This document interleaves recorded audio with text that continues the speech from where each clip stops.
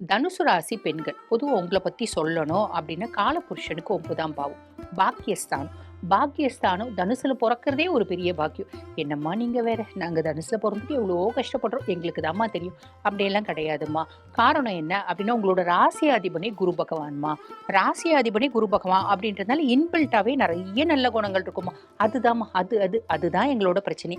நிறைய நல்ல குணம் இருக்குன்னு சொன்னீங்க பார்த்தீங்களா, அந்த நல்ல குணத்தினால தாம்மா நாங்கள் வருத்தப்படுறோம், நல்ல குணத்தினால தான் கஷ்டப்படுறோம் அப்படின்னு நிறைய தனுசு ராசி அன்பர்கள் சொல்றது உண்டு. அது உண்மைதானா அப்படின்னா எப்பயுமேம்மா நல்லவங்க கெட்டு போறது இல்லை. இப்படி நான் எங்க ஹஸ்பண்ட் கிட்ட சொல்லும் போதே எங்க ஹஸ்பண்ட் சொல்றாரு, தீபா நல்லவங்க முன்னேறதும் இல்லை தீபா அப்படிம்பாங்க. அது உண்மை கிடையாது. பொதுவாக வந்து பார்த்தீங்கன்னா நம்ம கடின உழைப்பாளியா இருக்குமா, நம்ம உழைப்பு எப்பயுமே வந்து பார்த்தீங்கன்னா வீண் போகாது. அதே மாதிரி நல்ல குணாதிசயம் இருக்க பெண்களா நீங்க, அப்ப உங்களோட நல்ல குணங்கள் எப்பயுமே தோத்து போறது இல்லம்மா. நீங்க வாழ்வாங்க வாழலாம். அதே மாதிரி நம்மளோட மாதா பிதா செய்யற தர்மமும் கர்மமும் மக்களுக்கு அப்படிம்பாங்கம்மா. அந்த மாதிரி நீங்க செய்யற அத்துணை நல்லதும் உங்க பிள்ளைங்க நல்லா வாழ்வாங்க. இதுல எந்த விதமான சந்தேகமும் வேணாம்மா. சரி, பொதுவா தனுசு அப்படின்னாலே நீங்க கண்டிப்பா யாரு கூடனா ஒருத்தங்க கூட டிராவல் பண்ணுவீங்க. ஒன்னு அப்பா கூட, ஒன்னு அம்மா கூட, இல்ல அண்ணன் கூட, இல்ல தம்பி கூட, தங்கச்சி கூட, இல்லைன்னா வந்து பாத்தீங்கன்னா இறையாற்றல் கூட. எதுவுமே இல்லையா மனசாட்சி, அந்த மனசாட்சிக்கு விரோதமா எதுவுமே செய்ய மாட்டீங்க. இதுதான் நீங்க தனுசு ராசி பெண்கள் அப்படின்னு சொல்லலாம். சரி, தனுசு ராசி பெண்கள் பொதுவா என்ன மாதிரி தொழில்ல இருப்பாங்க அப்படின்னா ஒரு சிறந்த ஆசான் நீங்க. உபயராசி, என்னோட அறிவு எனக்கு மட்டும் பிரயோஜனப்படாம என்னை சார்ந்தவர்களுக்கும் பிரயோஜனப்படணும் அப்படின்றத ஸ்பூன் ஃபீட் பண்ணுவீங்க. யாராவது ஒரு விஷயம் நீங்க வந்து ஒரு சிம்பிள் ஒரு பேங்க்ல ஒர்க் பண்றீங்க அப்படின்னு உங்ககிட்ட வந்து கீழே வேலை செய்யற பிள்ளைங்க, சரி இது எப்படி போடுறதுன்னு தெரியல மேடம், இது எப்படி போடுறது தெரியல அப்படின்ற மாதிரி உங்ககிட்ட கேட்டாங்கன்னா கிளீனா உட்கார வச்சு ஒரு பெருசா போர்டை வச்சு கிளாஸ் எடுக்காது குறைதான் தெளிவா சொல்லி கொடுப்பீங்க. அந்த பிள்ளை வாழ்க்கைக்கும் அதை மறக்காதுங்களா. அந்த மாதிரி நம்மளோட ஹெல்ப் பண்ணணும் அப்படின்றதும் பேருக்கு ஹெல்ப் பண்ணாம ஆத்மார்த்தமா ஹெல்ப் பண்ணணும், என்னோட நாலேஜ் ஆத்மார்த்தமா மற்றவங்களுக்கு போய் சேரணும் அப்படின்னு நினைக்கக்கூடிய பெண்கள் நீங்க.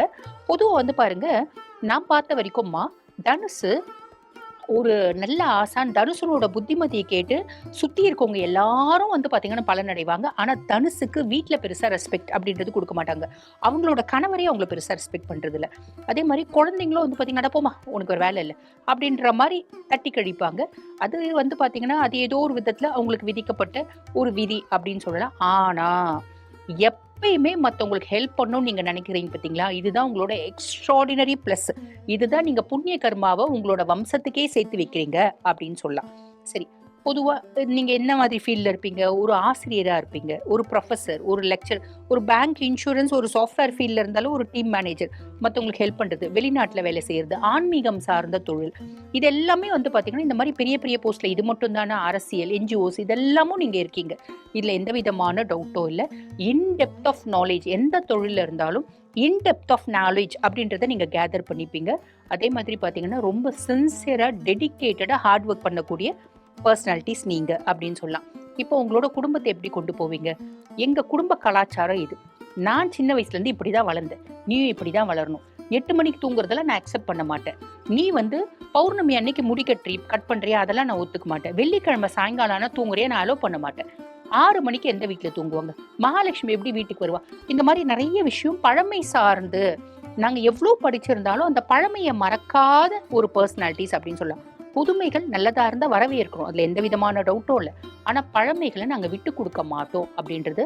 அதே மாதிரி எல்லா ஆஸ்பெக்ட்லயும் நான் விட்டு கொடுத்து போயிடுவேனா. கணவர் வந்து பாருங்க ரொம்ப பெரிய புத்திசாலி. அது வரும் அவர் வந்து என்னை விட நிறைய படிச்சு கூட இருக்காரு. ஆனா ஒரு விஷயம் தப்பான விஷயத்த முடிவெடுக்கிறாரு. ஒரு டெசிஷன் மேக்கிங்ல அவர் தப்பு பண்றாரு அப்படின்னு வச்சுக்கோங்களேன், நாங்க சொல்லுவோம். அதாவது தனுசா இருந்தா நீங்க சொல்லுவீங்க, இது தப்பு, இது நீ செய்யறது சரியே இல்லை, இந்த மாதிரி நீ விஷயத்த நீ குழந்தைங்களுக்கு இப்படி நீ செல்லம் கொடுத்து டெய்லி காசு ஏகப்பட்டது கொடுத்து வளர்த்த அப்படின்னா குழந்தைங்க பின்னாடி கெட்டு போயிடும். பெரிய கான்சிக்வன்சஸை நீ சந்திக்க வேண்டி வரும் அப்படின்றத தெளிவா சொல்லுவோம். பட் கணவர் அதை ஏத்துக்க மாட்டேங்கிறாரு, அக்செப்ட் பண்ண மாட்டேங்கிறாரு. கொஞ்சம் ஆண் ஆதிக்கம் ஜாஸ்தி இருக்க ஒரு பர்சனாலிட்டியா இருக்காரு அப்படின்னா கூட ஒரு ஸ்டேஜுக்கு மேல நீங்க பொறுக்க மாட்டீங்க. I know better then you அப்படின்றத சாலிடா மேனிஃபெஸ்ட் பண்ணுவீங்க. நீங்க என்ன சொன்னாலும் நான் கேட்டுக்கிறேங்க, அதுக்கு போய் நானுங்க கல்லானாலும் கணவன், புல்லானாலும் புருஷங்க, நீங்க தாங்க எனக்கு எல்லாம், நீங்க சொல்றதுக்கு மறுபேச்சே கிடையாதுங்க, கேட்டுதாங்க ஆகணும், நான் கேட்டுக்கிறேங்க. இப்படிப்பட்ட ஒரு பேச்செல்லாம் தனுசு கிட்ட எக்ஸ்பெக்ட் பண்ண முடியாது. ஏன்னா குருனோட ஆதிக்கம் அப்படின்றதுனால பெரிய ராஜனே இருந்தாலும் குரு கிட்ட தலை வணங்குவானே தவிர குரு யார்கிட்டயும் தலை வணங்குறது இல்லை. ஆக இன்பில்ட்டாவே வந்து பாத்தீங்கன்னா தனுசு ராசி பெண்களுக்கு இந்த மாதிரி குணாதிசயம் இருக்கும். I know better then you அப்படின்ற எண்ணம் இருக்கும். அது வெறும் எண்ணம் தானா? எண்ணம் மட்டும் இல்லை, அது நிதர்சனமான உண்மை அப்படின்னு சொல்லலாம். சரி, எப்படிப்பட்ட தனுசு ராசி பெண்கள் உங்களுக்கு ஃபேமிலி எப்படி கொண்டு போவீங்க? ரொம்ப பக்காவாக கொண்டு போவீங்க.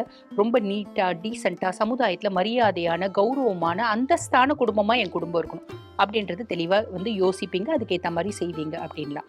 சரி, உங்களுக்கு என்ன மாதிரியான உடல் சார்ந்த உபாதைகள் வரும் அப்படின்னா டைஜஸ்டிவ் இஷ்யூஸ், இருதயம் சார்ந்த பிரச்சனைகள், வயிறு சார்ந்த பிரச்சனைகள், ப்ளோட்டிங், ரீகர்ஜிடேஷன் இந்த மாதிரிலாம் வரும். சரி, உங்களுக்கு என்ன கலர் ரொம்ப ஃபேவராக இருக்கும் அப்படின்னா எப்பயுமே பாருங்க yellow, all type of yellow, light yellow, dark yellow, golden yellow, மாம்பழ கலர் இதெல்லாம் ரொம்ப ஃபேவராக இருக்கும். டெசை உங்களுக்கு எது ஃபேவராக இருக்கும் அப்படின்னா ஈஸ்ட் ரொம்பவே ஃபேவராக இருக்கும். ஸோ நீங்கள் உங்களுக்கு உடல் சார்ந்த உபாதைகள் வருது அப்படின்னா நம்ம என்ன மாதிரிங்க வழிபாடு பண்ணலாம் அப்படின்னாலே தனுசு அப்படின்னாலே இங்கே சிவதனுசு அப்படின்னு தான் சொல்லுவோம். ஆனால் நான் பார்த்த வரைக்கும் என்னோட எக்ஸ்பீரியன்ஸ் பொறுத்த வரைக்கும் நிறைய தனுசு ராசி பெண்கள் சிவனையே வழிபாடு பண்றது இல்லை. அப்ப நீங்க என்ன வழிபாடு பண்ணலாம்? சிவ வழிபாடு பண்ணுங்கம்மா. சிவ வழிபாடு 9 கோள்களும் ஈசனின் காலடியில். அப்ப ஈசனை வழிபாடு பண்ணாலே நிறைய மேன்மை, முன்னேற்றம், மாற்றம், அதே மாதிரி உங்களுக்கு மதிப்பு, மரியாதை, அந்தஸ்து எல்லாமே குடும்பத்திலையும் கூடும். சொசைட்டில ஆல்ரெடி அது நம்மளுக்கு நிறைய இருக்கும். வேலை செய்யற இடத்துல ஆல்ரெடி நம்மளை பார்த்தா 4 பேர் எழுந்து நிற்பாங்க.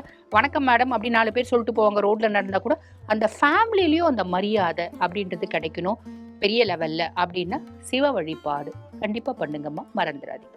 வாழ்த்துக்கள்.